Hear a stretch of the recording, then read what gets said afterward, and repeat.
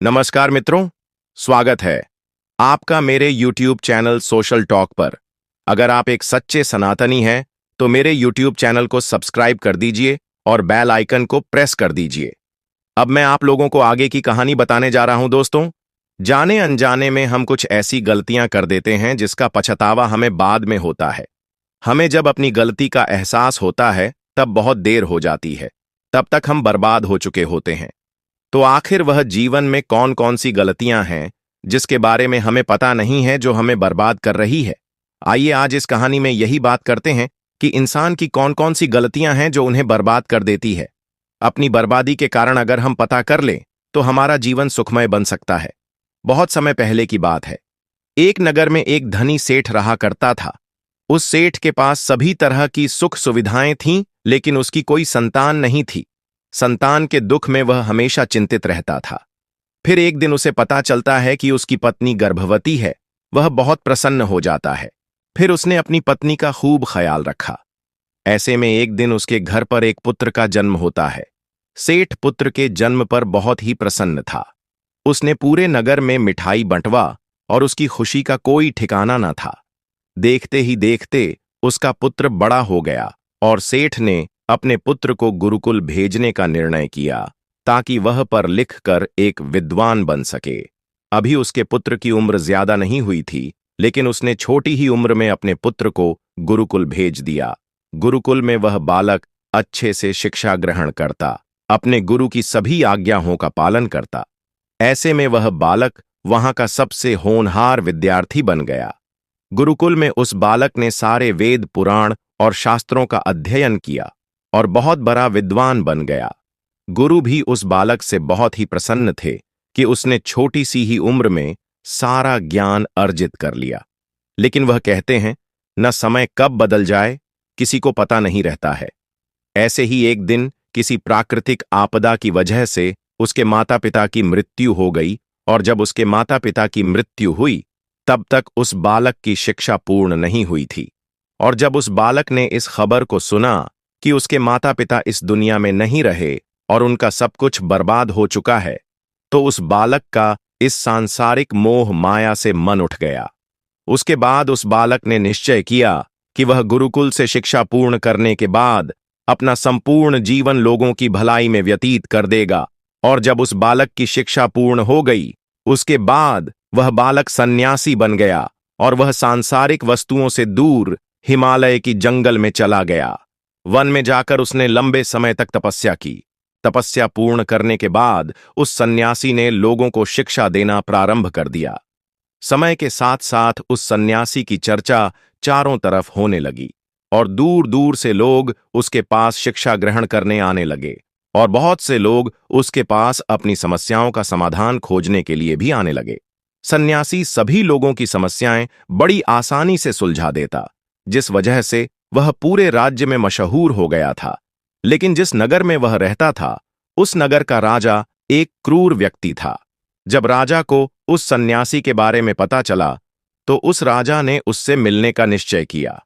अगली सुबह राजा अपने महल से निकलकर उस सन्यासी से मिलने के लिए निकल गया और फिर सन्यासी के कुटिया के बाहर पहुंच गया। वहां पहुंचकर जब राजा ने उस सन्यासी को देखा, तब राजा उस सन्यासी को देखता ही रह गया। उसके चेहरे पर एक अलग ही तेज था। जब वह उस सन्यासी के पास पहुंचा, तब राजा को अपार शांति का अनुभव हुआ।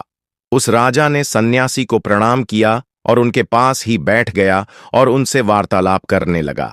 वो राजा पहली ही मुलाकात में उस सन्यासी के व्यक्तित्व से इतना प्रभावित हुआ कि उसने उसी समय से अच्छाई की राह पर चलने की ठान ली और मन ही मन सोचने लगा कि इतनी छोटी सी मुलाकात में यह सन्यासी मुझे इतना बदल सकता है, तो अगर यह हमेशा मेरे साथ ही रहने लगे तो मेरी तो जिंदगी ही बदल जाएगी। और यही सोचकर राजा सन्यासी से महल चलने का आग्रह करने लगा। राजा का आग्रह सुनकर सन्यासी मना नहीं कर पाया और वह राजमहल चलने को तैयार हो गए। फिर राजा सन्यासी को लेकर राजमहल की ओर चल दिया। राजमहल पहुंचने पर राजा ने सन्यासी का खूब आदर सत्कार किया और उसके बाद राजा ने सन्यासी को एक सही कमरे में भोजन करवाया। भोजन के बाद सन्यासी ने राजा को धन्यवाद कहा और राजा से जाने की अनुमति मांगी। यह सुनकर राजा ने कहा कि आप हमारे बगीचे में जब तक चाहे रह सकते हैं। आपको यहां पर किसी भी प्रकार की असुविधा नहीं होगी, और आप यहां रहेंगे तो हमारे प्रजा को भी अच्छा लगेगा और हमें भी अच्छा लगेगा। यह सुनकर सन्यासी ने राजा का प्रस्ताव स्वीकार कर लिया। उसके बाद राजा ने सेवकों से कहा कि सन्यासी महाराज के लिए बगीचे में रहने का, खाने का, वस्त्र इत्यादि का प्रबंध किया जाए। राजा की आज्ञा के अनुसार सेवकों ने एक सुंदर कुटिया का निर्माण कर दिया। उसके बाद वह सन्यासी उसी कुटिया में रहने लगे। सन्यासी को उस कुटिया में रहते रहते कई साल बीत गए, और इस दौरान राजा ने उनकी खूब सेवा की। एक बार एक आवश्यक काम की वजह से राजा और रानी को किसी दूसरे राज्य में जाना पड़ा, इसलिए उन्होंने एक सेवादार को सन्यासी की सेवा में नियुक्त कर दिया। पर वह सेवादार राजा के जाने के बाद बीमार पड़ गया और अपने घर चला गया और कभी लौटकर वापस नहीं आया। ऐसे में राजा जब वापस आया तो सन्यासी क्रोध के मारे उस राजा को बहुत कुछ सुनाया और राजा से कहा कि हे राजन, जो जिम्मेदारी तुम पूरा नहीं कर सकते तो उसे उठाते ही क्यों हो। तब राजा ने सन्यासी से क्षमा मांगते हुए कहा, हे गुरुदेव, यदि मुझसे कोई भूल हो गई हो तो उसके लिए मैं आपसे क्षमा मांगता हूं। मुझे क्षमा कर दीजिए और आप अपना क्रोध शांत कीजिए और कृपा करके बताइए कि आपको क्या कष्ट हुआ है। यह सुनकर उस सन्यासी ने कहा कि तुम्हारे जाने के बाद मुझे यहां पर किसी ने भोजन नहीं दिया और मैं बहुत दिनों तक भूखा ही रहा। मुझे यहां पर आकर किसी ने पूछा तक नहीं कि मैं किस हाल में हूं। यह सुनकर राजा ने सन्यासी से फिर से क्षमा मांगे और कहा, हे गुरुदेव, आज के बाद ऐसी कोई गलती नहीं होगी। और इसके बाद मामला शांत हो गया। जब राजा और सन्यासी के बीच वार्तालाप हो रही थी, तब रानी भी यह सारी बातें चुपके से सुन रही थीं और सब कुछ देख रही थी। उसके बाद राजा ने उस सन्यासी को कोई भी शिकायत का मौका नहीं दिया और उसकी खूब सेवा की। परंतु कुछ दिनों बाद राजा को फिर किसी आवश्यक कार्य से अपने राज्य से बाहर जाना पड़ा। लेकिन इस बार राजा ने राज्य से बाहर जाने से पहले अपने रानी को कहा कि जब तक मैं नहीं आऊं तब तक आप स्वयं सन्यासी की देखभाल करोगी। यह सुनकर रानी ने कहा कि जी महाराज, आप निश्चिंत होकर जाइए, मैं सन्यासी महाराज की अच्छे से सेवा करूंगी। उसके बाद रानी हर रोज भोजन बनाकर सन्यासी को भेज देती थी। लेकिन एक दिन रानी नहाने के लिए चली गई और सन्यासी को भोजन दे देना भूल गई। सन्यासी ने काफी देर तक भोजन का इंतजार किया, लेकिन जब भोजन नहीं आया तो सन्यासी सोच में पड़ गया कि आज खाना क्यों नहीं आया। उसके बाद सन्यासी ने सोचा कि वह खुद महल में जाकर देखेगा कि आखिर अब तक खाना क्यों नहीं आया, और फिर वह महल पहुंच गया। जब वह महल के अंदर दाखिल हुआ, वहां उसकी नजर रानी पर परी रानी के लंबे लंबे घने काले बाल जो कि उसके कमर पर लहरा रही थी, उसकी कजरारी आंखें जो देखने मात्र से किसी को भी घायल कर दे, उसकी हिरनी जैसी चाल। रानी के इतने सुंदर रूप को देखकर सन्यासी चकित हो गया और रानी की सुंदरता सन्यासी के मन में घर कर गई और वह वहां से बिना कुछ कहे ही अपनी कुटिया में लौट आया। सन्यासी रानी के रूप की सुंदरता को भुला ना सका और वह खाना पनाह छोड़कर अपनी कुटिया में पड़ा रहा। सन्यासी अपने विचारों के चलते कई दिनों तक कुछ नहीं खाया, जिस वजह से वह बहुत कमजोर हो गया। फिर कुछ समय बाद राजा वापस लौटे और जब उन्हें सन्यासी की हालत का पता चला तो वह सीधे सन्यासी से मिलने उनके कुटिया के पास पहुंच गए और बोले कि हे गुरुदेव, क्या बात है, आपको क्या हो गया है और आप इतने कमजोर कैसे हो गए? आखिर आपको किस बात की चिंता है? किस गहरी सोच में डूबे हुए हो? क्या मुझसे कोई भूल हो गई है? तब सन्यासी ने कहा कि नहीं राजन, आपसे कोई भूल नहीं हुई है। यह सुनकर राजा ने कहा, तो फिर आखिर क्या बात है, आप मुझे बताइए, मैं आपकी परेशानी जरूर हल करूंगा। यह सुनकर सन्यासी ने राजा से कहा कि हे राजन, मैं आपके रानी की अद्भुत सुंदरता को देखकर उनके विचारों में खो गया हूं और अब मैं रानी के बिना जिंदा भी नहीं रह सकता। यह बातें सुनकर राजा हैरान रह गया और कुछ देर सोचने के बाद राजा ने उस सन्यासी से कहा, मैं आपको रानी दे दूंगा। यह बात सुनते ही स्या बहुत प्रसन्न हो गया। फिर राजा सन्यासी को लेकर महल चले गए और जब राजा सन्यासी को लेकर महल पहुंचे, उस दिन रानी ने सबसे सुंदर वस्त्र पहनी हुई थी। फिर राजा रानी के पास पहुंचे और रानी से कहा कि आपको इस सन्यासी की मदद करनी चाहिए।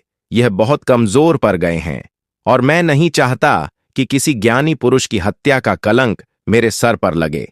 उसके बाद राजा ने रानी से पूछा कि क्या आप इस कलंक को अपने सिर लेना चाहेंगे? राज्य की यह बात सुनकर रानी ने राजा से पूछा कि आखिर इस सन्यासी के दुख का कारण क्या है। तब राजा ने रानी से कहा कि सन्यासी आपके अद्भुत सुंदरता के दीवाने हो गए हैं। राजा की यह बात सुनकर रानी ने कहा, राजन, आप चिंता न करें, अब आप सब कुछ मेरे ऊपर छोड़ दीजिए। मुझे पता है कि मुझे अब क्या करना है। उससे आपके ऊपर ना तो सन्यासी के हत्या का पाप लगेगा और ना ही उससे मेरी पवित्रता का नाश होगा। रानी की यह बात सुनकर राजा ने रानी को सन्यासी को सौंप दिया। उसके बाद सन्यासी रानी को लेकर कुटिया में पहुंचे। कुटिया के अंदर दाखिल होकर रानी ने सन्यासी से कहा कि हमें रहने के लिए घर चाहिए, हम इस झोपड़ी में नहीं रह सकते। यह सुनकर सन्यासी राजा के पास गया और राजा से जाकर बोला कि हे राजन, हमें रहने के लिए एक घर चाहिए। सन्यासी की बात सुनकर राजा ने उनके लिए घर का प्रबंध कर दिया। फिर सन्यासिनी को लेकर घर पहुंचा।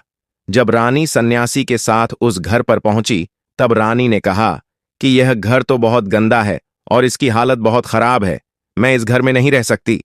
यह सुनकर फिर से वह सन्यासी राजा के पास गया और राजा के पास जाकर बोला, हे राजन, आपने जो हमें घर दिया है उस घर की हालत बहुत खराब है। सन्यासी की बात सुनकर राजा ने घर की हालत ठीक करवा दी। उसके बाद फिर रानी घर के अंदर गई और नहा धोकर बिस्तर पर आ गई। फिर सन्यासी भी बिस्तर पर आ गया। फिर उसके बाद रानी ने सन्यासी से कहा कि आपको पता है आप कौन हैं और अब आप क्या बन गए हैं। आप एक महान सन्यासी थे जिसके लिए राजा स्वयं सारी सुविधाएं उपलब्ध कराते थे। ऐसा सन्यासी जिसके पास लोग दूर दूर से ज्ञान ग्रहण करने के लिए आते थे, जो लोगों को सत्य की राह दिखाया करते थे, जो लोगों की समस्याओं का समाधान करते थे, जिनको सभी लोग सर्वश्रेष्ठ गुरु मानने लगे थे, जिनकी लोग भगवान के रूप में भी पूजा किया करते थे, और आज आप अपने वासना के कारण मेरे गुलाम बन गए हैं। रानी की यह सारी बातें सुनकर उस सन्यासी को बड़ा झटका लगा और उसे महसूस हुआ कि वह तो एक सन्यासी है और वह यह सब क्या कर रहा है। वह तो इन सारी सुख सुविधाओं को छोड़कर शांति की तलाश में वन में चला गया था। जब सन्यासी को सुध बुध आई तो वह जोर जोर से रोने लगा और चिल्लाने लगा और रानी से कहने लगा, मुझे क्षमा कीजिए महारानी, मैं यह क्या करने जा रहा था। मैं अभी इसी वक्त आपको राजा के पास सौंप कर आता हूं। सन्यासी की यह बात सुनकर रानी ने सन्यासी से प्रश्न किया कि हे गुरुदेव, मेरे मन में भी एक प्रश्न उठ रहा है, कृपया मेरे प्रश्न का उत्तर दीजिए। रानी की यह बात सुनकर सन्यासी ने कहा, पूछो, तुम्हारा क्या प्रश्न है। फिर रानी ने कहा, जब आपको उस दिन भोजन नहीं मिला तो बहुत क्रोधित हो गए थे। तब मैंने आपका यह रूप पहली बार देखा था और तभी से मैं आपके व्यवहार में परिवर्तन महसूस कर रही हूं। ऐसा क्यों हुआ गुरुदेव?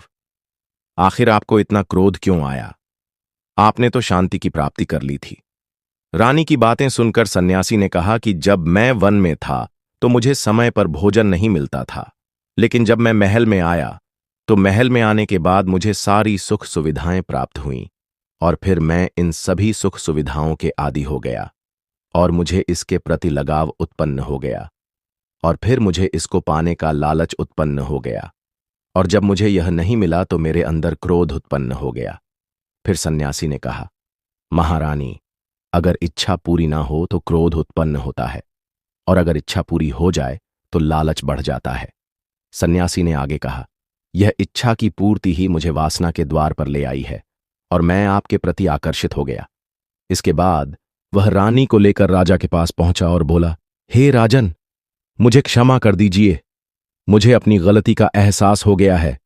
यह लो आपकी रानी, मुझे यह सब नहीं चाहिए। मैं अपनी इच्छा में वशीभूत होकर यह गलत कार्य करने जा रहा था और अपने जीवन को बर्बाद कर रहा था, लेकिन अब मुझे सब कुछ समझ आ गया है। उसके बाद उस सन्यासी ने कहा कि हे राजन, मनुष्य की बर्बादी का कारण उसकी 4 आदतें बनती हैं और दुनिया के हर एक व्यक्ति के अंदर यह 4 अवगुण होते हैं, लेकिन जो व्यक्ति इन पर नियंत्रण पा लेता है वह दुख और परेशानियों से बच जाता है, और वहीं जो व्यक्ति इन 4 दोषों पर नियंत्रण नहीं कर पाता है वह बर्बाद होने के कगार पर पहुंच जाता है। यह सुनकर राजा ने कहा, हे गुरुदेव, आप मुझे वह 4 आदतें बताइए जिससे मनुष्य की बर्बादी हो जाती है। फिर सन्यासी ने राजा को मनुष्यों को बर्बाद कर देने वाली 4 आदत के बारे में बताया कि हे राजन, मनुष्यों को बर्बाद करने वाली पहली आदत है उसकी इच्छा, क्योंकि इच्छा ही दुनिया के हर एक व्यक्ति के अंदर पहला अवगुण होता है। और जो व्यक्ति अपनी इच्छाओं को नियंत्रण में नहीं रख पाता है, वह जीवन में किसी भी जगह सफल नहीं हो पाता है, क्योंकि जैसे ही उसकी एक इच्छा पूरी होती है, वह दूसरे की ओर बढ़ाने लगता है, और दूसरी पूरी होती है तो तीसरी इच्छा उसके मन में जागृत हो जाती है, और फिर ऐसा करते करते इच्छाओं पर नियंत्रण ना होने के कारण इंसान के मन में संतोष का भाव नहीं आ पाता है और इसी जाल में उलझा रहता है, दुखी रहता है। इसीलिए राजन, जब हम अपनी इच्छाओं पर नियंत्रण पा लेते हैं तो हम हमारे मन पर भी नियंत्रण कर लेते हैं, और जब हमारा मन हमारे वश में होता है तो हमें सुख ही सुख की प्राप्ति होती है। फिर जो हम चाहते हैं वही हमारे साथ होता है। फिर सन्यासी कहता है कि हे राजन, मनुष्य को बर्बाद करने वाली दूसरी आदत है वासना। वासना का जन्म हमारे मन में उठने वाली इच्छाओं से होता है। जिस प्रकार इच्छाओं का कोई अंत नहीं होता, उसी तरह मनुष्य वासना के जाल में फंसता ही चला जाता है। वासना में वशीभूत होकर इंसान को कुछ भी नहीं नजर आता है। आज तक जितनी भी लड़ाइयां हुई हैं, उसका सबसे बड़ा कारण स्त्री को पाने की इच्छा के कारण ही हुई है। स्त्री के प्रेम में वशीभूत होकर आज से पहले कई राजा महाराजाओं ने युद्ध किया है। रावण एक बड़ा बुद्धिमान व्यक्ति था, लेकिन वह माता सीता के सुंदरता से वशीभूत होकर अपने आप को बर्बाद कर लिया। उसकी मृत्यु का कारण एक स्त्री ही बनी थी। कई राजा महाराजा तो युद्ध में इसलिए हार गए क्योंकि वह लोग स्त्रियों से रास लीला रचाने में ही रह गए। ईश्वर ने तो स्त्री की उत्पत्ति इस संसार को बनाने के लिए की है, लेकिन आजकल लोगों ने इसे अपना वासना का रूप बना लिया है। स्त्री को अपने मनोरंजन का सामान सोचने लगे हैं, और जब उन्हें अपना यह मनोरंजन नहीं मिलता तो वह पागल हो जाते हैं और ना जाने क्या क्या कर बैठते हैं। इसलिए हे राजन, जितना हो सके उतना वासना से दूर रहना चाहिए। फिर सन्यासी कहते हैं कि हे राजन, मनुष्य को बर्बाद करने वाली तीसरी आदत है क्रोध, क्योंकि जब मनुष्य की वासना की पूर्ति नहीं होती है तो उसके अंदर क्रोध उत्पन्न हो जाता है, और जब वो को क्रोध आता है तो उस पर उसका नियंत्रण नहीं होता है, और फिर वह क्रोध में आकर कई गलत निर्णय ले लेता है। क्रोध में व्यक्ति दूसरों को भला बुरा कह देता है, गालियां भी निकाल देता है, और जब उनका क्रोध शांत होता है तो उन्हें अपनी गलतियों का एहसास होता है, लेकिन तब तक तो सब कुछ बर्बाद हो चुका होता है। क्रोध के कारण मनुष्य के कई बने बनाए काम बिगड़ जाते हैं। जब मनुष्य के अंदर क्रोध उत्पन्न होता है तो वह अंदर से बहुत कमजोर हो जाता है, और एक कमजोर मनुष्य जीवन में कुछ नहीं कर सकता है, उसे कभी भी सफलता नहीं मिलती है। फिर सन्यासी कहता है, हे राजन, मनुष्य को बर्बाद करने वाली चौथी आदत है लालच। हे राजन, लालच का फल सदैव ही बुरा होता है। लालच में पड़कर हम बहुत लोगों का बुरा कर देते हैं। हर मनुष्य के जीवन में ऐसे अवसर अवश्य आते हैं जब वह लालच कर बैठता है और अधिक पाने की लालसा में वह कुछ ऐसा कर जाता है जिससे जो उसके पास था वह खो देता है। क्योंकि जैसे ही व्यक्ति की एक इच्छा पूरी होती है, उसका लालच भी भर जाता है और उसके मन में और कई सारे आकांक्षाएं जन्म लेने लगती हैं। जो व्यक्ति अपने जीवन में लालच करता है वह कामयाबी से भी धीरे धीरे दूर हो जाता है। अगर हम समय रहते ही अपने लालच को त्याग दें और उसके फेरे में न पड़े तो हम एक सफल व्यक्ति अवश्य बन सकते हैं। फिर में सन्यासी कहता है कि हे राजन, अगर मनुष्य इन 4 आदतों को छोड़ देता है तो उसे जीवन में सफल होने से कोई नहीं रोक सकता है। मैं तो एक सन्यासी होकर इन आदतों में पड़ गया और खुद को बर्बाद करने लगा, तो सोचिए एक साधारण मनुष्य के साथ क्या हो सकता है। इसलिए हे राजन, इन 4 आदतों से मनुष्य को हमेशा दूर रहना चाहिए। एक बार की बात है, एक लड़का अत्यंत जिज्ञासु था। जहां भी उसे कोई नई चीज सीखने को मिलती, वह उसे सीखने के लिए तत्पर हो जाता। उसने एक तीर बनाने वाले से तीर बनाना सीखा, नाव बनाने वाले से नाव बनाना सीखा, मकान बनाने वाले से मकान बनाना सीखा, बांसुरी वाले से बांसुरी बनाना सीखा। इस प्रकार वह अनेक कलाओं में प्रवीण हो गया, लेकिन उसमें थोड़ा अहंकार आ गया। वह अपने परिजनों व मित्रों से कहता इस पूरी दुनिया में मुझ जैसा प्रतिभा का धनी कोई नहीं होगा। एक शहर में गौतम बुद्ध का आगमन हुआ। उन्होंने जब उस लड़के की कला और अहंकार दोनों के विषय में सुना, तो मन में सोचा कि इस लड़के को एक ऐसी कला सिखानी चाहिए जो अब तक की सीखी कलाओं से बड़ी हो। वे भिक्षा का पात्र लेकर उसके पास गए। लड़के ने पूछा, आप कौन हैं? बुद्ध बोले, मैं अपने शरीर को नियंत्रण में रखने वाला एक आदमी हूं। लड़के ने उन्हें अपनी बात स्पष्ट करने के लिए कहा। तब उन्होंने कहा, जो तीर चलाना जानता है वह तीर चलाता है, जो नाव चलाना जानता है वह नाव चलाता है, जो मकान बनाना जानता है वह मकान बनाता, मगर जो ज्ञानी है वह स्वयं प्रशासन करता है। लड़के ने पूछा, वह कैसे? बुद्ध ने उत्तर दिया, यदि कोई उसकी प्रशंसा करता है तो वह अभिमान से फूलकर खुश नहीं हो जाता, और यदि कोई उसकी निंदा करता है तो भी वह शांत बना रहता है। ऐसा व्यक्ति ही सदैव आनंद में रहता है। लड़का जान गया कि सबसे बड़ी कला स्वयं को वश में रखना है। कथासार यह है कि आत्मनियंत्रण जब सध जाता है तो संभव आता है, और यही संभव अनुकूल प्रतिकूल दोनों स्थितियों में हमें प्रसन्न रखता है। सिद्धार्थ ने मौन का महत्व समझाया। कथा सिद्धार्थ के जीवन के उस दौर की है जब वे बुद्धत्व को प्राप्त नहीं हुए थे और निरंजना नदी के तटीय वनों में वृक्ष के नीचे ध्यान करते थे। सिद्धार्थ प्रतिदिन ध्यान करने के बाद पास के किसी गांव में चले जाते और भिक्षा मांगकर लौट आते। कुछ दिनों के बाद उन्होंने भिक्षा न पर जाना बंद कर दिया, क्योंकि एक गांव के प्रधान की छोटी बेटी सुजाता उनके लिए नित्य भोजन लाने लगी। सिद्धार्थ को वह बड़े स्नेह से भोजन कराती थी।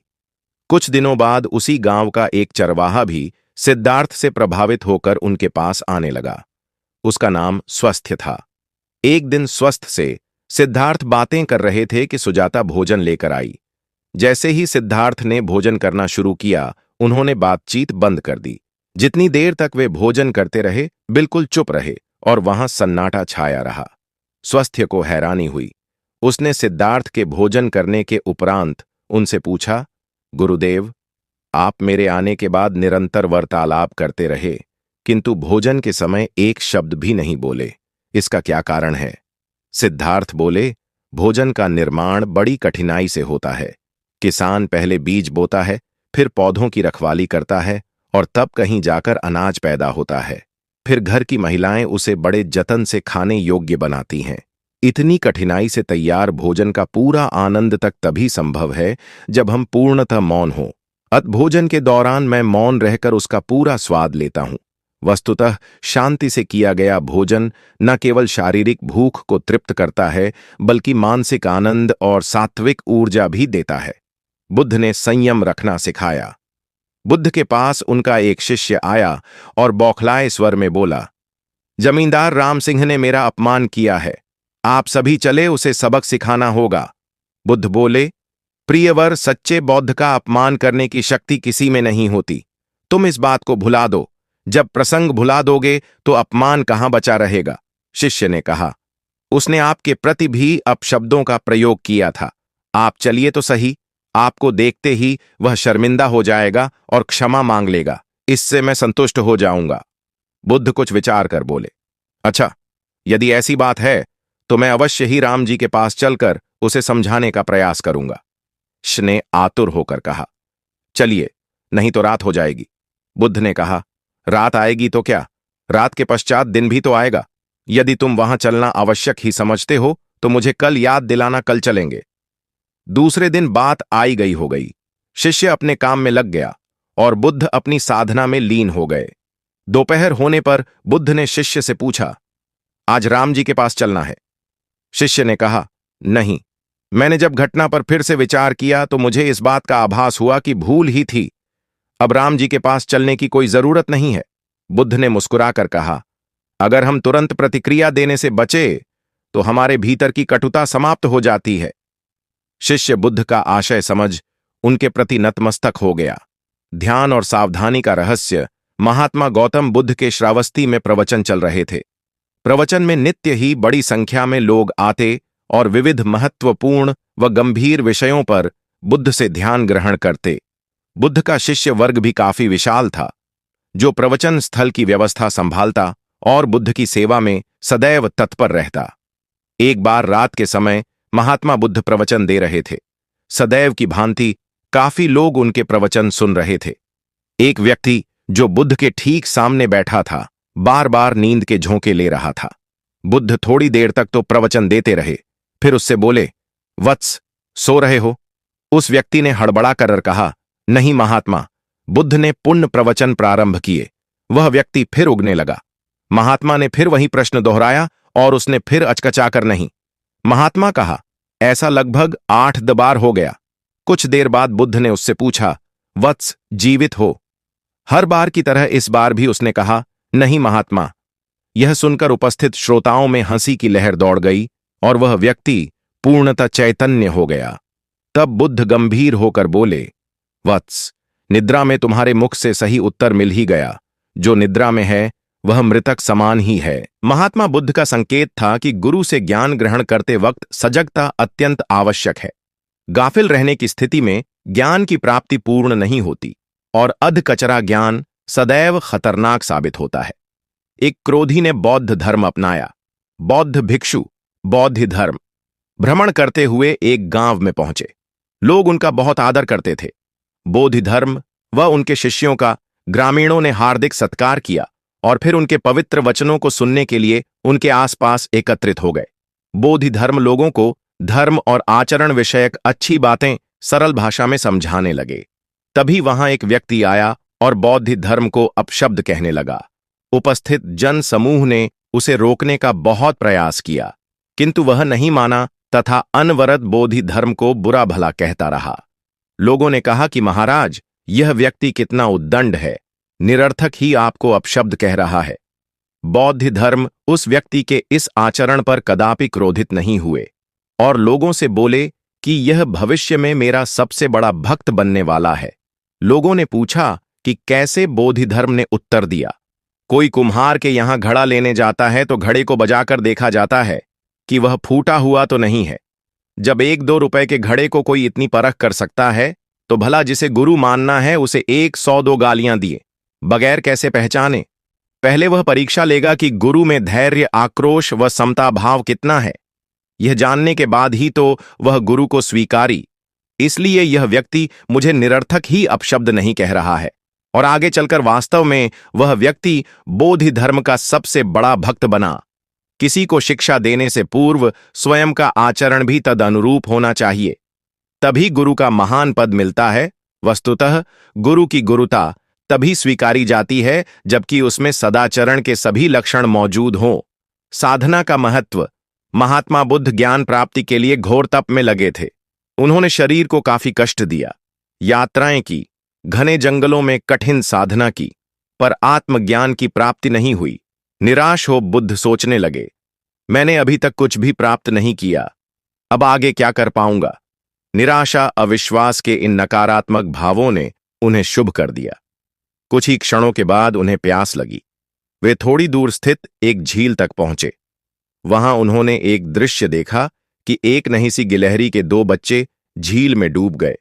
पहले तो वह गिलहरी जड़वत बैठी रही, फिर कुछ देर बाद उठकर झील के पास गई, अपना सारा शरीर झील के पानी में भिगोया और फिर बाहर आकर पानी झाड़ने लगी। ऐसा वह बार बार करने लगी। बुद्ध सोचने लगे कि इस गिलहरी का प्रयास कितना मूर्खतापूर्ण है। क्या कभी यह इस झील को सुखा सकेगी? किंतु गिलहरी का यह क्रम लगातार जारी था। बुद्ध को लगा मानो गिलहरी कह रही हो कि यह झील कभी खाली होगी या नहीं, यह मैं नहीं जानती, किंतु मैं अपना प्रयास नहीं छोड़ूंगी। अतः उस छोटी सी गिलहरी ने भगवान बुद्ध को अपने लक्ष्य मार्ग से विचलित होने से बचा लिया। वे सोचने लगे कि जब यह नन्ही गिलहरी अपने लघु सामर्थ्य से झील को सुखा देने के लिए दृढ़ संकल्पित है, तो मुझ में क्या कमी है? मैं तो इससे 1000 गुना अधिक क्षमता रखता हूं। यह सोचकर गौतम बुद्ध पूर्ण अपनी साधना में लग गए और एक दिन बोधि वृक्ष तले उन्हें ज्ञान का आलोक प्राप्त हुआ। यह कथा असफलता के बावजूद प्रयासों की निरंतरता पर बल देती है। यदि हम प्रयास करना न छोड़े तो एक न एक दिन लक्ष्य की प्राप्ति हो ही जाती है। बुद्ध का समत्व भाव। गौ बुद्ध निर्जन जंगल में एक पहाड़ी पर बैठे ध्यान कर रहे थे। वहां चारों ओर शांति थी, कहीं कोई शोर नहीं था। ध्यान करने के लिए इससे उपयुक्त स्थान और कहीं नहीं हो सकता। यही सोचकर बुद्ध ने इसे चुना था। अचानक इस नीरवता को एक कोलाहल ने भंग कर दिया। कुछ दुष्चक्र वहां आमोद प्रमोद के लिए आ धमके। एक क्षण में वातावरण की पवित्रता भंग हो गई और शांति अशांति में बदल गई। उन लोगों ने मदिरा प्रण शुरू कर दिया। इसी बीच वेश्या अवसर पाकर भाग गई। उन दुष्टों ने उसे वस्त्र विहीन कर दिया था। जब मधि का नशा थोड़ा उतरा तो वे लोग उसे खोजने निकले। थोड़ी दूर जाने पर उन्हें ध्यानत बुद्ध दिखाई दिए। उन्होंने बुद्ध का ध्यान भंग कर पूछा, क्या तुमने यहां से किसी को जाते देखा? बुद्ध के नहीं कहने पर उन्होंने फिर पूछा, क्या तुमने एक सुंदर स्त्री को यहां से जाते देखा? बुद्ध द्वारा इनकार करने पर उन्होंने निर्लज्ज से पूछा, क्या यहां से एक निर्वस्त्र स्त्री को भाग कर जाते देखा? बुद्ध ने शांत भाव से उत्तर दिया, यहां से कोई गया जरूर था, किंतु वह स्त्री थी या पुरुष, मेरे लिए यह पहचान करना असंभव है। जब तुम्हारा मन भी वासना विहीन हो जाएगा तो वह भी स्त्री पुरुष या वस्त्रधारी निर्वस्त्रधारी का भेद करना भूल जाएगा। सभी दुष्ट अपनी भूल जान लज्जित होकर वहां से चले गए। सार यह है कि साधु विकार रहित और निरपेक्ष दृष्टि से देखती है। वहां प्राणी मात्र में किसी प्रकार के भेद के लिए कोई स्थान नहीं होता। आत्मा साक्षात्कार आवश्यक है। जीवन में एक अज्ञात भय ऐसा है जो झांत भी है, परंतु है सबसे बड़ा, और वह है मृत्यु का भय। उम्र, मौत और जिंदगी, इन तीनों के मामले में संसारी और साधु का फर्क देखें तो भय मुक्त हुआ जा सकता है। संत कितना जिए यह महत्वपूर्ण नहीं होता, कैसे जिए यह उपयोगी होता है। देह त्यागने के पूर्व बुद्ध ने जो अंतिम वाक्य कहे थे उसे समझा जाना चाहिए। हम दानी भिख वे आमंत्रयाम वो वह धमास रवारा अपमादन संपाद थाती, अर्थात हर वस्तु नाशवान है। जीवन का संपादन अप्रमाद के साथ करो। आलस्य के साथ वासना का समावेश हो जाए तो प्रमाद शुरू होता है। बुद्ध ने अपने भिक्षुओं को अपनी अंतिम क्रिया के बारे में भी विस्तार से समझा दिया था। मौत को उन्होंने उत्सव बनाया। भौतिकता की आधी में आज हम इतने भयभीत हैं कि सांप को तो मार देते हैं और रस्सी से डर जाते हैं। हमारी मौत अवसाद तथा संतों की मृत्यु उपदेश हो जाती है। उसका ज्ञान गर्वचूर हो गया। जो दूसरों को मूर्ख समझकर उनसे घृणा करता है वह उस व्यक्ति की तरह है जो स्वयं अंधा होकर दूसरों को मशाल दिखाता घूमता है। अहंकारी कभी विवेकवानी नहीं हो सकता और बिना विवेक के सत असत का ज्ञान नहीं हो सकता। अंततः ऐसे विवेकांत व्यक्ति को जीवन में कोई उपलब्धि प्राप्त नहीं होती। हताशा ही हाथ लगती है। काशा ए वस्त्र पहन लिए। उसने सुना, आप एकाहारी हो गए हैं, वह भी एकाहारी हो गई। आपने उत्तम पलंग पर सोना त्याग दिया है तो इसने भी त्याग दिया। आपने माला का त्याग किया, गंध का त्याग किया तो इसने भी वह सब त्याग दिया। मायके वाले इसे संदेश भेजते हैं, वे इसे ले जाना चाहते हैं, लेकिन यह यहीं रहती है। इसी कक्ष में यह गुण की मूर्ति है। राजा स्नेह से अपनी बहू को देखते रहे। अचानक तथागत उठे, उस कक्ष से बाहर चले गए। शाख मुनि ने शिष्यों को शांत रहने को कहा था, लेकिन वे स्वयं उस कक्ष से बाहर चले गए। मैं हमेशा सोचता हूं उस पल क्या हुआ होगा, उनके मन के भीतर कैसे कैसे विचार उठते होंगे। क्या संबोधि एक लघु क्षण होता है या दीर्घ क्षण? क्या संबोधि एक अनंत अभ्यास है? क्या संयम उसका गरुड़ यान है धम्मपद का? 13वां श्लोक बार बार याद आता है, यथागारम दुछेन बुट्टी समति विभजती एवं अभाविप चित्तम। राघो समति विभज, घर की छत मजबूत ना हो, सही तरह से उसे घास फूस से ढका ना गया हो तो बरसात के दिनों में उसमें से पानी रिसता है, घर भर में फैल जाता है। उसी तरह ध्यान और एकाग्रता हमारे व्यक्तित्व की छत है। गौतम बुद्ध एक बार अपने शिष्यों के साथ प्रवास पर निकले। एक नगर से दूसरे नगर तक जाने की राह में वन पड़ता था। वन क्षेत्र में प्रवेश करने के साथ ही कुछ दूर चलने पर बुद्ध एक जगह रुक गए। पीछे आ रहे शिष्यों का समूह भी उन्हें देख उसी स्थान पर रुका, लेकिन वहां रुके रहना शिष्यों के लिए मुश्किल हो गया, क्योंकि सामने एक क्षत विक्षत शव पड़ा था और उसकी दुर्गत वातावरण में फैल रही थी। शिष्यों ने अपने वस्त्र से नाक बंद कर ली, लेकिन बुद्ध शव की ओर टकटकी लगाए देखते रहे। एक शिष्य ने साहस कर पूर्वक गौतम बुद्ध से अनुरोध किया, भगवान, यहां से शीघ्र चलना ही उचित होगा। यहां शव पड़ा है और बहुत दुर्गंध आ रही है। बुद्ध मुस्कुराए और शिष्यों की ओर उन्मुख होते हुए बोले, बताइए, इस सब में सौंदर्य दिखाई देता है। शिष्यों ने कहा, भगवान, यह कैसा प्रश्न है? सौंदर्य और शव में जीवन था, तब तक सौंदर्य, अब तो सब समाप्त हो गया। बुद्ध ने शव की ओर इशारा करके बताया, देखो, जब कभी यह व्यक्ति जीवित रहा होगा, इसकी दंत पंक्तियां अद्वितीय रही होंगी। मृत्यु के बाद भी इसके दंत देखकर यही साबित होता है। वहां खड़े सभी शिष्यों ने दृष्टि डाली तो पाया बुद्ध सही कह रहे थे। तब शिष्यों को भान हुआ कि शव में भी अच्छाई हो सकती है। दरअसल सौंदर्य निर्जीव में भी नजर आ सकता है। केवल शर्त यह है कि दृष्टि बुद्ध के समान बुराई में भी अच्छाई देखने वाली होनी चाहिए। गुलाब की एक शाखा में फूल की तुलना में कांटे ही अधिक होते हैं, पर हम फूल चुनते हैं, कांटे नहीं। ठीक इसी तरह किसी में 100 बुराइयां नहीं, अच्छाई देखनी चाहिए। प्राचीन सियालकोट में एक बार बौद्धों का बहुत बड़ा भिक्षु संघ आया। इस संघ को एक ऐसे वेद पाठी ब्राह्मण के विषय में झांत हुआ जो इतना रूढ़िवादी था कि किसी अवैध पंडित की छाया भी स्वयं पर नहीं पड़ने देता था। उसे सुधारने का बीड़ा एक भिक्षु ने उठाया। अगले दिन वह अपना भिक्षा पात्र लेकर ब्राह्मण के घर पहुंच गया और पूछा, कुछ आहार पानी की सुविधा है? उसकी बात सुनकर घर के सभी लोग मौन रहे और उसकी ओर घृणा की दृष्टि से देखा। भिक्षु लौट आया। दूसरे दिन फिर गया और वही प्रश्न दोहराया। इस बार भी उसे चुप्पी और तिरस्कार का सामना करना पड़ा। वह पुण्य लौट गया। एक दिन जब वह ब्राह्मण के घर पहुंचा तो ब्राह्मण वहां नहीं था। नित्य आने जाने से ब्राह्मणी का मन पसीज गया।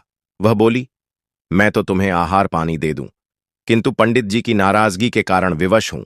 भिक्षु ने कहा, कोई बात नहीं बहन, मैं अपना काम करता हूं, तुम अपना काम करो। वापस लौटते हुए भिक्षु को ब्राह्मण मिल गया। उसने भिक्षु को खूब खरी खोटी सुनाई। तब भिक्षु ने कहा, इतने दिनों तक आपके घर से कुछ नहीं मिला, किंतु आज आपकी पत्नी ने नहीं दी है, अब किसी दिन भी मिल जाएगा। ब्राह्मण थोड़ा शांत हुआ और बोला, यह क्रम कब तक जारी रखोगे? भिक्षु ने उत्तर दिया, जब तक जीवित हूं। उसका धैर्य देख ब्राह्मण का अहंकार पिघल गया और उसने भिक्षु से क्षमा मांगी। वस्तुतः धैर्य व सहिष्णुता के बल पर बड़ी से बड़ी प्रतिकूलता को अनुकूलता में बदला जा सकता है। भगवान बुद्ध के प्रवचन सुनने के लिए एक व्यक्ति नियमित रूप से आता था। इस प्रकार उसे 1 माह हो चुका था, किंतु उसके जीवन पर कोई प्रभाव नहीं पड़ा। भगवान बुद्ध उपदेश में कहते थे कि धर्म पर चलो, अपने जीवन से राग द्वेष को दूर करो, काम क्रोध लोभ मोह और अहंकार से सदा दूर रहो। बुद्ध के उपदेशों से लोगों को बहुत शांति मिलती थी, किंतु उस व्यक्ति का मन अशांत रहता था। एक दिन उसने बुद्ध से जाकर कहा, हे प्रभु, मैं 1 माह से आपका उपदेश सुन रहा हूं, किंतु उसका तनिक भी असर मेरे आचरण पर नहीं पड़ा। मैं बहुत परेशान हूं, मुझे क्या करना चाहिए? बुद्ध उनकी बात सुनकर बोले, तुम कहां के रहने वाले हो? उसने कहा, श्रावस्ती का। बुद्ध ने अगला प्रश्न किया, वह यहां से कितनी दूर है? उसने अनुमान से बता दिया।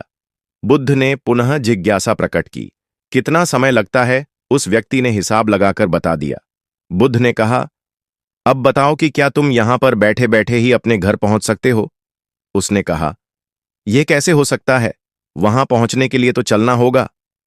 तब बुद्ध ने बड़े प्रेम से उसे समझाया, जैसे चलने पर ही पहुंचा जा सकता है, वैसे ही अच्छी बातों पर अमल करने से ही लाभ होता है। हे प्यारे, तुम मेरे ज्ञान के साथ अपने कर्म को जोड़ दो, तब तुमको उत्तम फल मिलेगा। उस व्यक्ति को अपनी गलती समझ में आ गई। उसने अपने जीवन में सुधार कर लिया, जिससे उसका जीवन सदाचारी बन गया। एक छोटी सी नदी थी। उसके दोनों किनारों पर लोग रहते थे। नदी के पानी से दोनों ओर के लोग अपना अपना काम चलाते थे और सुखमय जीवन बिताते थे।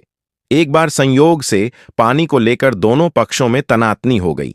वे एक दूसरे पर आरोप लगा रहे थे कि तुम ज्यादा पानी ले रहे हो। जब आपसी बातचीत में मामला नहीं निपटा तो वे मरने मारने पर उतारू हो गए। उनके पास जो भी हथियार थे उन्हें तत्काल निकाल लाए और एक दूसरे पर टूट पड़ने को आमादा हो गए। तभी किसी ने जाकर भगवान बुद्ध को सूचना दी। उन्होंने दोनों पक्षों के प्रतिनिधियों को बुलाया और तकरार का कारण पूछा। दोनों प्रतिनिधियों ने अपना अपना पक्ष रखा। बुद्ध ने दोनों की बातें सुनी और मुस्कुराकर कहा, तो तुम लोग क्या करोगे? दोनों प्रतिनिधियों ने आवेश में आकर कहा, हम खून की नदी आम बहा देंगे। भगवान बुद्ध ने कहा, तो तुम्हें खून चाहिए? उन लोगों ने हतप्रभ होकर बुद्ध की ओर दे, फिर बोले, नहीं, हमें पानी चाहिए। भगवान बुद्ध ने कहा, तो तुम्हें खून चाहिए। उन लोगों ने हतप्रभ होकर बुद्ध की ओर देखा, फिर बोले, नहीं, हमें पानी चाहिए। तब सहज भाव से बुद्ध ने कहा, खून बहाकर खून मिलेगा, पानी कैसे पाओगे? कुछ ठहर कर आगे। बुद्ध बोले, याद रखो, हिंसा हिंसा को बढ़ाती है, बैर बैर को बढ़ाता है। नदी से ही सीख लो कि वह किसी से लड़ती नहीं, वह निश्चल भाव से अपने जल का सभी के लिए दान करती है। बुद्ध के शब्दों ने जादू जैसा काम किया और दोनों पक्षों की समस्या का सहज रूप से समाधान हो गया। दोनों पक्ष मिल बांटकर पानी का उपयोग करने लगे। कुल बुद्ध एक दिन वैशाली में प्रवचन दे रहे थे। विशाल जन समूह उन्हें अत्यंत शांति और तन्मयता से सुन रहा था। कहीं कोई शोर नहीं था, मात्र बुद्ध की वाणी गूंज रही थी। बुद्ध के शिष्यों के साथ उपस्थित लोग बुद्ध के अमृत वचनों का पान पूर्ण एकाग्रता से कर रहे थे। तभी उस शांत वातावरण में खलल उत्पन्न करती एक व्यक्ति की जोरदार आवाज आई, आज मुझे सभा में बैठने की अनुमति क्यों नहीं दी गई? बुद्ध उस व्यक्ति का चिल्लाना सुनकर भी मौन रहे। उस व्यक्ति ने पुनः चिल्लाकर यही प्रश्न पूछा। बुद्ध ने नेत्र बंद कर लिए। उनका एक शिष्य बोल उठा, भगवान, बाहर खड़े अपने इस शिष्य को अंदर आने की अनुमति दीजिए। बुद्ध ने नेत्र खोलकर कहा, नहीं, यह अस्पृश्य है। शिष्यगण बुद्ध के मुंह से अस्पृश्य शब्द सुनकर विस्मित हुए और उन्होंने पूछा, वह अस्पृश्य क्यों, कैसे भगवान? आपके धर्म में तो जात पात का भेद नहीं है। बुद्ध बोले, आज यह क्रोध में आया है। क्रोध से जीवन की एकता भंग होती है। क्रोध ही मानसिक हिंसा करता है। किसी भी कारण से क्रोध करने वाला अस्पृश्य है। उसे कुछ देर तक स्मरण कर लेना चाहिए कि अहिंसा पर परम धर्म है। कथा का उपदेश यह है कि क्रोध एक असाक भाव है जो कर्ता और भोक्ता दोनों के लिए हानिकारक होता है। अतः इससे बचते हुए शांति से विचारने व कार्य करने की प्रवृत्ति अपनानी चाहिए। शांत मन और मस्तिष्क ही विवेकपूर्ण निर्णय लेने में सक्षम होते हैं। बौद्ध संघ के एक भिक्षु को कोई गंभीर रोग हो गया। उसकी हालत इतनी खराब हो गई कि वह चल फिर भी नहीं सकता था और मल मूत्र में लिपटा पड़ा रहता था। उसकी यह हालत देख उसके साथी भिक्षु भी उसके पास नहीं आते और घृणा से मुंह फेर कर आसपास से निकल जाते थे। कुछ दिनों बाद बुद्ध को यह बात पता चली तो वे तत्काल अपने प्रिय शिष्य आनंद के साथ उस भिक्षु के पास पहुंचे। उसकी दयनीय दशा से उन्हें घोर कष्ट हुआ। उन्होंने भिक्षु से पूछा, तुम्हें कौन सा रोग हुआ है? भिक्षु बोला, भगवान, मुझे पेट की बीमारी है। बुद्ध ने स्नेह से उसके सिर पर हाथ फेरते हुए प्रश्न किया, क्या तुम्हारी परिचर्या करने वाला कोई नहीं है? भिक्षु की ना सुनते ही बुद्ध ने आनंद से कहा, पानी लेकर आओ, हम लोग पहले इसका शरीर स्वच्छ करेंगे। आनंद पानी लेकर आए। फिर बुद्ध ने भिक्षु के शरीर पर पानी डाला और आनंद ने उसके मलमूत्र को साफ किया। अच्छी तरह धो पोंछकर बुद्ध ने भिक्षु के सिर को पकड़ा और आनंद ने पैरों को इस प्रकार उसे उठाकर चारपाई पर लिटा दिया। फिर बुद्ध ने सारे भिक्षुओं को एकत्रित कर उन्हें समझाया, भिक्षुओं, तुम्हारे माता नहीं, पिता नहीं, भाई नहीं, बहन नहीं, जो तुम्हारी सेवा करेंगे। यदि तुम परस्पर एक दूसरे की सेवा और देखभाल नहीं करोगे तो फिर कौन करेगा? याद रखो, जो रोगी की सेवा करता है वह ईश्वर की सेवा करता है। दीनहीन के प्रति करुणा व सेवा का भाव इस जगत को बुद्ध का सबसे बड़ा संदेश है, जो प्रत्येक देश काल परिस्थिति में प्रासंगिक है। गौतम सिद्धार्थ बुद्धत्व प्राप्त करके महात्मा बुद्ध बन गए, सत्य, अहिंसा और दया की मूर्ति। बुद्ध अपने शिष्यों के साथ एक गांव में पहुंचे। कुछ अज्ञानी लोग उनके विरोधी थे। वे बुद्ध को अपशब्द कहने लगे। बुद्ध के शिष्यों को बहुत बुरा लगा, मगर बुद्ध ने उन्हें समझाया, यह लोग तो केवल अपशब्द ही कह रहे हैं। अगर यह पत्थर भी मार रहे होते तो भी मैं कहता कि मारने दो। मैं जानता हूं कि यह लोग कुछ कहना चाहते हैं, लेकिन क्रोध के मारे वह कह नहीं पा रहे हैं। 10 साल पहले यदि यही लोग मुझे गाली देते तो मैं इन्हें भी गाली देता, लेकिन अब तो लेन देन से मुक्ति मिल चुकी है। क्रोध से अपशब्द निकलते हैं। यहां तो क्रोध भवन कब का ढह चुका है। अपशब्द कहने वाले बड़ी मुश्किल में पड़ गए। तभी बुद्ध ने अपने शिष्यों से पूछा, इस गांव में कुछ लोग अपशब्द कह रहे हैं, इन्हें बताओ कि वहां के लोग फल और मिठाइयां लेकर आए थे। बुद्ध ने पूछा, फिर मैंने क्या किया था? शिष्यों ने बताया, आपने सारे फल और मिठाइयां यह कहकर वापस कर दी कि अब लेने वाला विदा हो चुका है, इन्हें वापस ले जाओ। आपने कहा था कि 10 साल पहले आते तो मैं सारे उपहार ले लेता। बुद्ध ने पूछा, फिर उन लोगों ने मिठाइयों का क्या किया होगा? शिष्यों ने बताया, गांव में बांट दी होगी। बुद्ध बोले, उन लोगों ने मिठाइयां गांव में बांट दी, लेकिन मैं उन लोगों से कहूंगा कि अपशब्द में ना बांटे। बुद्ध फिर बोले, यह लोग अपशब्दों के थाल सजाकर लाए हैं, लेकिन यह गलत आदमी के पास आ गए हैं। यह मुझसे क्रोध नहीं करवा सकते। ठीक खूंटी की तरह जो किसी को नहीं टांग, लोग उस पर वस्त्र टांग देते हैं। एक बार जैतवन के सभी ग्रामवासी भगवान बुद्ध के दर्शन करने और उपदेश सुनने के लिए एकत्र हुए। उस समय महाकश्यप मौद, गल्यायान सारीपुत्र, चुंदर देवदत्त जैसे प्रबुद्ध जन बुद्ध के साथ विषय गंभीर चर्चा में तन्मय थे। ग्रामवासी थोड़ा ठिठक कर खड़े हो गए, क्योंकि इतने ज्ञानी जनों के बीच उन सभी को असहज सा महसूस हो रहा था। कुछ देर बाद बुद्ध की दृष्टि इन ग्रामवासियों पर पड़ी। उन्होंने तुरंत धर्म चर्चा रोक दी। प्रबुद्ध जन बुद्ध के इस व्यवहार पर चकित हो उठे और प्रणाम दृष्टि से उनको ओ देखा। बुद्ध अनाथ पिंड नामक जिज्ञासु से बोले, भद्र उठो, सामने ब्राह्मण मंडली खड़ी है, उन्हें आसन दो और आतिथ्य की सामग्री ले आओ। अनाथ पिंड ने पीछे मुड़कर देखा तो उसे ब्राह्मण मंडली तो कहीं नहीं दिखी। मैले कुचले या फटे वस्त्रों में खड़े ग्रामवासियों का झुंड दिखाई दिया। पिंड ने शक्ति स्वर में कहा, देव, उन लोगों में एक भी ब्राह्मण नहीं है। यह सभी तो निम्न जाति के हैं, कई तो इनमें शूद्र हैं। बुद्ध गंभीर होकर बोले, पिंड जो व्यक्ति सदा श्रद्धावान है वह ब्राह्मण ही है। यह लोग प्रयोजन के लिए भावयुक्त होकर आए हैं, इसलिए इस समय तो यह ब्राह्मण ही हैं। अब तुम इनका समुचित सत्कार करो। कथा का इंगित यह है कि व्यक्ति जन्म से नहीं, कर्म से ब्राह्मण होता है। जो सद्गुणी हो और सत्कर्मी हो, वे शूद्र जाति में जन्मने के बावजूद ब्राह्मण हैं, तथा उसी रूप में उनका आदर किया जाना चाहिए। यदि जीवन का संतुलन बिगड़ा और थकान आई तो समझ लीजिए कि बीमारी आई, और यदि वापस ऊर्जा अर्जित करने के लिए विश्राम किया जा रहा है तो ऐसी थकान वरदान भी साबित हो सकती है। इन दिनों जिस तरह की हमारी जीवन शैली है, इसमें असंतुलन बहुत अधिक है। सुबह उठने से लेकर रात को सोने तक शरीर की कुछ नियमित क्रियाएं हैं, आदमी उसे भूल गया है। गौतम बुद्ध बहुत काम करते पर कभी थकते नहीं थे। आज भी कई साधु संत उतना ही परिश्रम कर रहे हैं जितना एक कॉरपोरेट जगत का सफल व्यक्ति करता, और जब वे रात को सोते हैं तो पूरी बेफिक्री के साथ। बुद्ध से उनके शिष्यों ने एक बार पूछा था, आप थकते नहीं? बुद्ध का उत्तर था, जब मैं कुछ करता ही नहीं तो थकूर में अजीब लगती है, लेकिन है बड़ी गहरी। अध्यात्म ने इसे साक्षी भाव कहा है, स्वयं को करते हुए देखना। यह वह स्थिति होती है जब तन सक्रिय और मन विश्राम की मुद्रा में होता है। आज ज्यादातर लोग अमय कारण थक जाते हैं, जिसका एक बड़ा कारण असंतुलित जीवन है। एक होता है थकान को महसूस करना और दूसरा है स्वाभाविक थकान। जिस समय आपकी रुचियां, इच्छाओं और मूल स्वभाव में धीमापन आने लगे, अकारण चिड़चिड़ाहट हो जाए, समझ ले कि यह थकान बीमारी है। इसलिए प्रतिदिन योग, प्राणायाम और ध्यान करें। यह क्रियाएं अपने आप में एक विश्राम है। करने वाला कोई और है, हम तो महज उसके हाथों की पुतली हैं। महात्मा बुद्ध का उपदेश दाता दाता चले गए रह गए। अब कंजूस दान मान समझे नहीं लड़ने को। तज्जब पूत एक बार प्रदेश में अकाल पड़ा। यह देखकर गौतम बुद्ध को बड़ा दुख हुआ। उन्होंने लोगों से कहा कि बहुत से लोग अन्न और वस्त्र के लिए तरस रहे हैं। उनकी सहायता करना हर मनुष्य का धर्म है।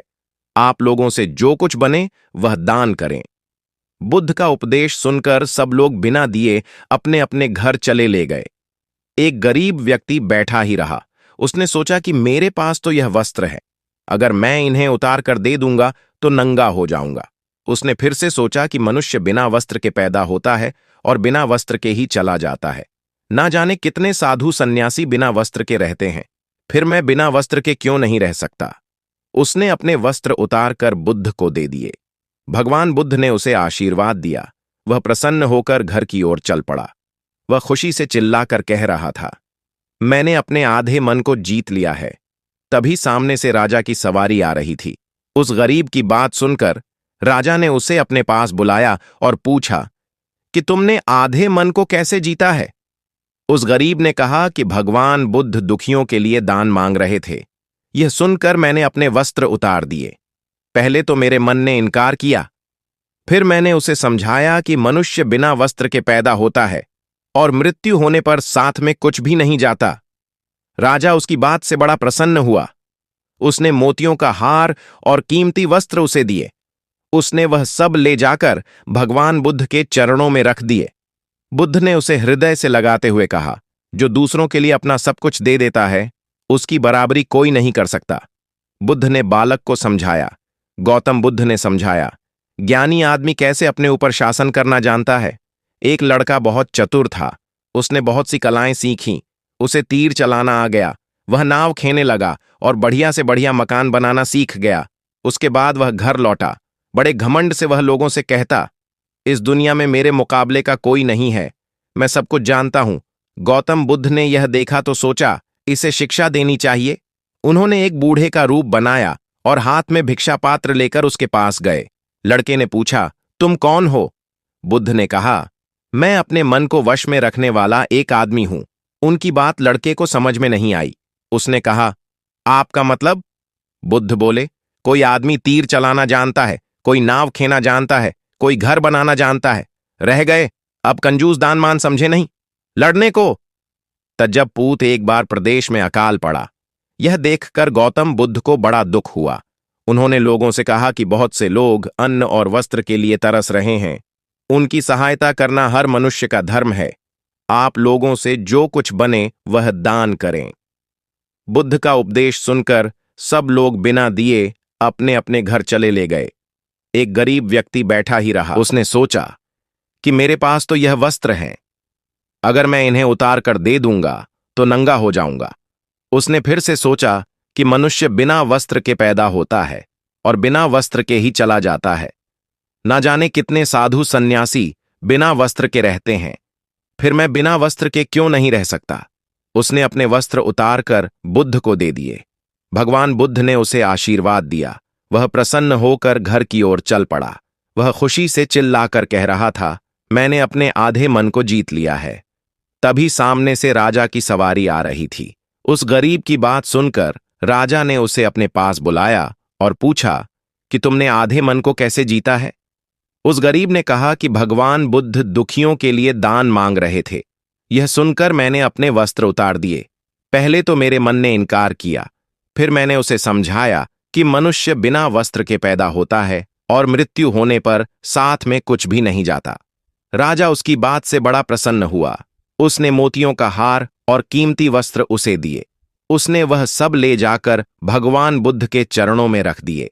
बुद्ध ने उसे हृदय से लगाते हुए कहा, जो दूसरों के लिए अपना सब कुछ दे देता है, उसकी बराबरी कोई नहीं कर सकता। बुद्ध ने बालक को समझाया। गौतम बुद्ध ने समझाया, ज्ञानी आदमी कैसे अपने ऊपर शासन करना जानता है। एक लड़का बहुत चतुर था। उसने बहुत सी कलाएं सीखीं। उसे तीर चलाना आ गया। वह नाव खेने लगा और बढ़िया से बढ़िया मकान बनाना सीख गया। उसके बाद वह घर लौटा। बड़े घमंड से वह लोगों से कहता, इस दुनिया में मेरे मुकाबले का कोई नहीं है, मैं सब कुछ जानता हूं। गौतम बुद्ध ने यह देखा तो सोचा, इसे शिक्षा देनी चाहिए। उन्होंने एक बूढ़े का रूप बनाया और हाथ में भिक्षा पात्र लेकर उसके पास गए। लड़के ने पूछा, तुम कौन हो? बुद्ध ने कहा, मैं अपने मन को वश में रखने वाला एक आदमी हूं। उनकी बात लड़के को समझ में नहीं आई। उसने कहा, आपका मतलब? बुद्ध बोले, कोई आदमी तीर चलाना जानता है, कोई नाव खेना जानता है, कोई घर बनाना जानता है, लेकिन ज्ञानी आदमी अपने ऊपर शासन करना जानता है। लड़का बुद्ध के इतने कहने पर भी कुछ ना समझ सका। उनसे फिर पूछा, अपने ऊपर शासन करना क्या होता है? बुद्ध ने कहा, अगर कोई उसकी प्रशंसा करे तो वह खुशी से नहीं फूलता, निंदा करे तो दुख ही नहीं होता। इस तरह उसका मन उसके वश में रहता है। ऐसा आदमी किसी चीज या हुनर का अभिमान नहीं करता। बुद्ध की बात का उस लड़के पर ऐसा असर हुआ कि उस दिन से उसने डींग हाँकना बंद कर दिया। बुद्ध का शिष्य महाभारत में बताया गया है कि भीष्म पितामह को इच्छा मृत्यु का वरदान प्राप्त था, अर्थात वे स्वयं जब तक मृत्यु का आह्वान न करें, काल उनके पास भी नहीं भटक सकता था। इसी तरह अमृता को लेकर अनेक कथाएं प्रचलित हैं। महात्मा बुद्ध अपने शिष्यों के साथ भिक्षा न पर जा रहे थे। रास्ते में शिष्यों ने एक पौधे की तरफ इशारा करते हुए पूछा, भंते, इस पौधे की उम्र क्या है? बुद्ध ने बताया कि यह अमर वृक्ष है, इसकी उम्र अंतहीन है। तभी एक शिष्य ने उस वृक्ष को जड़ से उखाड़ फेंक दिया और बुद्ध से बोला, गुरुवर, मैंने उसे एक ही पल में उखाड़कर समाप्त कर दिया। बुद्ध मुस्कुराए और निशब्द आगे बढ़ गए। महीनों बाद जब चातुर्मास बिताकर वे उसी रास्ते से लौटे तो सभी ने उस पौधे को वापस हरा भरा देखा। वृक्ष को उखाड़ने वाले शिष्य ने पूछा, तथागत, आपको इस पौधे की अनश्वर होता का कैसे पता चला? बुद्ध ने उत्तर दिया, मैं इस नन्हे से पौधे की अनंत जिजी विष को जानता था। यह जीवन और अमृता की पहली शर्त है। जिसमें यह भावना है वही जीवन को दीर्घ बना सकता। बुद्ध की सहनशीलता। गौतम बुद्ध सत्य, अहिंसा और सहिष्णुता की प्रतिमूर्ति थे। इन्हीं सद्गुणों का उपदेश वे घूम घूम कर देते और लोगों से इन्हें अपनाने का आग्रह करते। एक दिन वे किसी गांव में पहुंचे। वहां कुछ ऐसे अज्ञानी लोग थे जो बुद्ध के विरोधी थे। वे बुद्ध को अपशब्द कहने लगे। यह देखकर बुद्ध के शिष्यों को बहुत बुरा लगा। उन्होंने बुद्ध से इसका विरोध करने का आग्रह किया तो बुद्ध ने उन्हें समझाया कि यह लोग तो अपशब्द ही कह रहे हैं। यदि यह पत्थर भी मार रहे होते तो भी मैं कहता कि मारने दो। मैं जानता हूं कि यह कुछ कहना चाहते हैं लेकिन क्रोध के कारण कह नहीं पा रहे। 10 साल पूर्व यदि यही लोग मुझे गाली देते तो मैं भी इन्हें गाली देता, किंतु अब तो लेन देन से मुक्ति मिल गई है। क्रोध से अब शब्द निकलते हैं। यहां तो क्रोध भवन कब का ढह चुका है। बुद्ध के विचार सुनकर अब शब्द कहने वाले हैरान रह गए। बुद्ध ने आगे अपने शिष्यों से कहा, इन लोगों को बताओ कि पिछले गांव में क्या हुआ था। शिष्यों ने बताया, वहां के लोग फल व मिठाइयां लेकर आए थे और आपने यह कहकर वे चीजें लौटा दी कि अब लेने वाला विदा हो चुका है। 10 साल पहले आते तो मैं यह सभी उपहार ले लेता। बुद्ध बोले, उन लोगों ने मिठाइयां गांव में बांट दी, लेकिन आप यह अपशब्द गांव में ना बांटे। आप मुझे क्रोध नहीं दिला सकते। ठीक उस खूंटी की तरह जो किसी को नहीं टांगी, लोग उस पर वस्त्र अवश्य टांग दे देते हैं। कथा का सार यह है कि साक्षी भाव सच्चे संत की पहचान है। जो अच्छे बुरे लाभ हानियंप पराया के संकीर्ण भाव से मुक्त हो जाता है, उसे ही संतान प्राप्ति होती है। मगध राज्य का राजकुमार शोण बेहद उद्दंड था। उसको दूसरों के अपमान में आनंद की अनुभूति होती थी। दूसरों को अपमानित करने में वह उम्र का ख्याल भी नहीं करता था। जब माता पिता उसकी हरकतों से बहुत परेशान हो गए तो उन्होंने अपने अपने महल में भगवान बुद्ध को आमंत्रित किया। बुद्ध जब महल में आए तो उन्होंने राजकुमार के विषय में सभी बातें सुनी। उन्होंने राजा से राजकुमार को प्रवचन में लाने के लिए कहा। श्रोणी के साथ आया और प्रवचन की समाप्ति पर वह बुद्ध के चरणों में लौट गया। बुद्ध के वचनों से प्रभावित होकर वह बौद्ध धर्म में दीक्षित हो गया। उसका जीवन पूर्णतः बदल गया। कुछ समय बाद उसने प्रायश्चित करने के लिए अन्न जल का त्याग कर दिया। उसके इस कठोर प्रण के विषय में जब भगवान बुद्ध को झांत हुआ तो वे उसे देखने आए। उन्होंने स्नेहपूर्वक उसके मस्तक पर हाथ रखा और बोले, श्रोणी गिरता जा रहा है। तुम संगीत के जानकार हो, अतः उससे जुड़े मेरे एक प्रश्न का उत्तर दो। क्या वीणा के तार ढीले करने पर उससे स्वर लहरी फूट है? शोण ने जवाब दिया, नहीं भगवान। बुद्ध ने पुनः प्रश्न किया, तब तो तारों को खूब कसना पड़ता होगा। शोण बोला, नहीं, अधिक कसने से तार टूट सकते हैं। तब तथागत बोले, वीणा से मधुर संगीत निकालने के लिए उसके तारों को ना तो अधिक ढीला रखना चाहिए और ना ही अधिक कसना चाहिए। इसी प्रकार हमारा जीवन भी एक वीणा की तरह ही है, जिसे भली भांति चलाने के लिए सभी वस्तुओं का पूर्ण त्याग उचित नहीं है।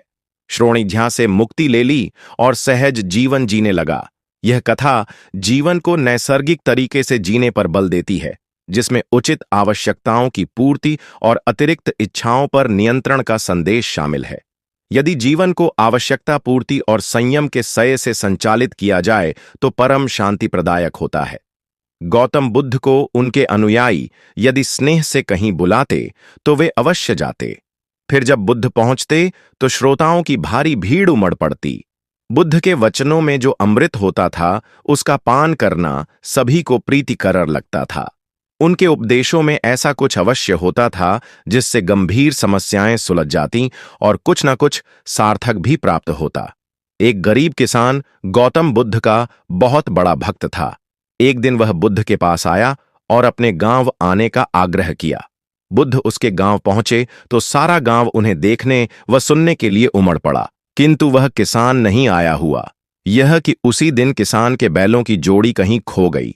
किसान इस दुविधा में रहा कि बुद्ध का प्रवचन सुने या अपने बैलों को खोजे। काफी सोचने के बाद उसने अपने बैलों को खोजने का निर्णय किया।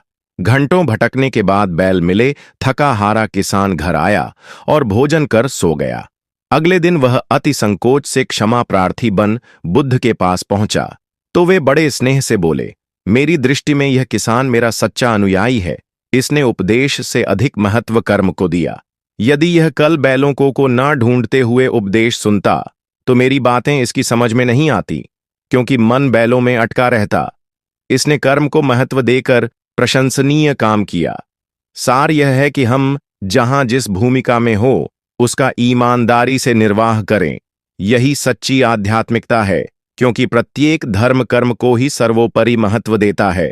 गौतम बुद्ध को उनके अनुयायी यदि स्नेह से कहीं बुलाते तो वे अवश्य जाते। फिर जब बुद्ध पहुंचते तो श्रोताओं की भारी भीड़ उमड़ पड़ती। बुद्ध के वचनों में जो अमृत होता था उसका पान करना सभी को प्रीतिकर लगता था। उनके उपदेशों में ऐसा कुछ अवश्य होता था जिससे गंभीर समस्याएं सुलझ जातीं और कुछ न कुछ सार्थक भी प्राप्त हो। सार यह है कि हम जहां जिस भूमिका में हो उसका ईमानदारी से निर्वाह करें। यही सच्ची आध्यात्मिकता है, क्योंकि प्रत्येक धर्म कर्म को ही सर्वोपरि महत्व देता है। गौतम बुद्ध के पास उनका प्रिय शिष्य पूर्ण पहुंचा। बुद्ध ध्यानावस्था में बैठे थे। पूर्ण के पहुंचने पर उन्होंने आंखें थोड़ी सी खोली और पूर्ण से आने का कारण पूछा तो उसने कहा, मैं धर्म प्रचार के लिए जाना चाहता हूं, आपकी आज्ञा चाहिए। बुद्ध मुस्कुराए और कहा, पूर्ण धर्म की राह बहुत मुश्किल है। तुम लोगों को अच्छी बातें बताने जाओगे और लोग तुम पर नाराज होंगे। हो सकता है कि अपशब्द भी कहे। इस पर पूर्ण ने कहा, कोई बात नहीं, मैं यह सोचकर उनकी बातों पर ध्यान नहीं दूंगा कि उन्होंने अपशब्द ही कहे। पिटाई तो नहीं की। बुद्ध बोले, हो सकता है कि कुछ लोग हाथ उठा दें। पूर्ण ने कहा, तब मैं यह सोचकर उन्हें क्षमा कर दूंगा कि उन्होंने मुझ पर शस्त्रों से प्रहार तो नहीं किया। बुद्ध फिर बोले, हे पूर्ण, हो सकता है कि कुछ लोग तुम पर शस्त्रों का भी उपयोग करें। पूर्ण ने उत्तर दिया, तब मैं यह सोचकर उनके प्रति कोई प्रतिकार की भावना नहीं रखूंगा कि उन्होंने मुझे मारा, पर जान से तो नहीं मार डाला, मुझे जीवित छोड़ दिया। बुद्ध ने फिर कहा, और यदि तुम्हारे प्राण ही ले लिए? तब पूर्ण ने तत्क्षण सिर झुकाकर कहा, तब मैं उनका आभारी रहूंगा कि उन्होंने धर्म के मार्ग पर मेरे प्राणों का उत्सर्ग करने में मेरी सहायता की। मैं उनके प्रति कृतज्ञ रहूंगा। तब बुद्ध ने आंखें खोली और आशीर्वाद देकर अनुमति दी तथा पूर्ण से कहा, अब तुम धर्म प्रचार करने के पात्र हो। जो किसी में भी कोई दोष ना देखे वही सच्चा है। अच्छाई के मार्ग पर चलना बहुत मुश्किल काम है। जो इस राह पर चलता है उसके मार्ग में अनेक बाधाएं आती हैं, लेकिन जो व्यक्ति किसी में भी दोष ना देखे वही बाधाओं को सहजता से पार कर अपने लक्ष्य को पूरा कर पाता है। एक बार गौतम बुद्ध जब वन से गुजर रहे थे तब एक राक्षसी हाथ में तलवार लेकर प्रकट हुई और कहा, अरे बुद्ध, आज तुम्हारे प्रेम को मेरी घृणा के सामने झुकना ही पड़ेगा। आज तुम्हारे जीवन का अंतिम दिन है। बुद्ध ने मुस्कराते हुए उत्तर दिया, मैं घृणा, उपहास और द्वेष के आगे नतमस्तक नहीं होऊंगा। मैं निंदा, प्रशंसा अथवा उपहास किसी से भी प्रभावित नहीं होता। तुम मुझसे इतनी घृणा करती हो, पर मैं तो तुमसे भी प्रेम करता हूं। राक्षसी ने पूछा, तुम मुझसे प्रेम क्यों करते हो? बुद्ध बोले, मैं तुम्हें मां का रूप देख रहा हूं, और मां तो प्रेम का रूप होती है, उसमें हिंसा हो ही नहीं सकती। इतना सुनते ही राक्षसी के हाथ से तलवार गिर पड़ी। हे बुद्ध, तुम धन्य हो। इतना कहते ही वह देवी में बदल गई और अंतर्धान हो गई। दरअसल जो लोग दूसरों से द्वेष करते हैं, अंत में एक दिन घृणा उन्हें नष्ट कर देती है। घृणा से घिरे हुए लोगों को एक दिन घृणा ले डूबती है। प्रेम सत्य के आवरण से ढका होता है। सत्य से जुड़ा हुआ व्यक्ति सदैव आनंद में जीता है। सत्य को केवल अपने तक सीमित मत रखो, उसे अपने कर्मों में ढालना होगा। सत्य रूपी गुलाब की खुशबू है। कर्म अपने कर्म को और सत्य में डुबोकर करो। प्रेम और सत्य मनुष्य को विकास की ओर ले जाते हैं। ध्यान रहे कि यह दोनों मार्ग ईश्वर की ओर जाते हैं। इस मार्ग पर चलने वाले सहज में ही आनंद और शांति को पा लेते हैं। गौतम बुद्ध भ्रमण करते हुए वैशाली नगर के वन विहार में पहुंचे। उनके आगमन का समाचार पूरे नगर में फैल गया। कुछ ही समय में मानो पूरा नगर उनके दर्शन के लिए उमड़ पड़ा। बड़े व्यापारी, शिक्षाविद, समाजसेवी, अधिकारी और राज परिवार से जुड़े कई वृक्ष भी वहां पहुंचे। सभी की भावना थी कि तथागत बुद्ध अपने शिष्यों सहित उनके निवास पर पहुंचे एवं भोज का आमंत्रण स्वीकारें। बुद्ध सभी के निवेदन को सुन रहे थे और स्वभावगत मुस्कान के साथ आमंत्रण का आभार व्यक्त कर रहे थे। तभी वैशाली की यात गणिका आम्रपाली भी वहां पहुंची। वह बुद्ध की शिक्षा से प्रेरित होकर बहुत पहले ही अपनी गणिका वृत्ति त्याग चुकी थी। उसने भी बुद्ध को भोजन का आमंत्रण दिया। बुद्ध ने तत्काल उसे स्वीकार किया और अगले दिन भिक्षुओं सहित उसके घर आने की सहमति दे दी। बुद्ध के एक शिष्य को यह बात अच्छी नहीं लगी कि इतने सारे वृक्ष के निवेदन के बावजूद बुद्ध ने आम्रपाली का आमंत्रण स्वीकारा। शिष्य की दृष्टि में आम्रपाली गणिका होने से घृणित कर्म से जुड़ी रही थी। जब सभी लोग चले गए तब शिष्य ने पूछा, भगवान, इतने लोगों ने आपको न्योता दिया, फिर आपने आम्रपाली का ही आमंत्रण क्यों स्वीकारा? बुद्ध ने कहा, माना वह गणिका थी, लेकिन पश्चाताप की अग्नि में तपक वह निर्मल हो चुकी है। यदि कोई व्यक्ति इस निर्मलता को प्राप्त कर ले तो वह उनसे भी श्रेष्ठ हो जाता है जो ऐसे किसी घृणित कर्म में लीन न रहे हों। ऐसे व्यक्ति का आमंत्रण स्वीकारने में संकोच नहीं होना चाहिए। कोई व्यक्ति जब तक बुरे कामों में संलग्न रहता है तब तक उससे दूरी रहे तो ठीक है, लेकिन जो बुरे कामों को छोड़ दे उसे स्वीकार करने में संकोच नहीं करना चाहिए। इससे उसकी अच्छाई की ओर बढ़ने की भावना को बल मिलता है। गौ बुद्ध के जीवन की एक घटना है। उन्होंने नियम बना रखा था कि वे अपने संघ में स्त्रियों को स्थान नहीं देंगे। स्त्रियों के लिए भिक्षु होने की दीक्षा उन्होंने वर्जित कर रखी थी। एक समय गौतम बुद्ध एक गांव में ठहरे हुए थे। वहां गौतमी उनके पास पहुंची। उन्होंने बुद्ध से कहा, आप स्त्रियों को भी दीक्षा दें, किंतु बुद्ध ने अस्वीकार कर दिया। अनेक स्त्रियां इकट्ठी हुईं और उन्होंने विचार किया कि कैसे गौतम बुद्ध से स्वीकृति प्राप्त की।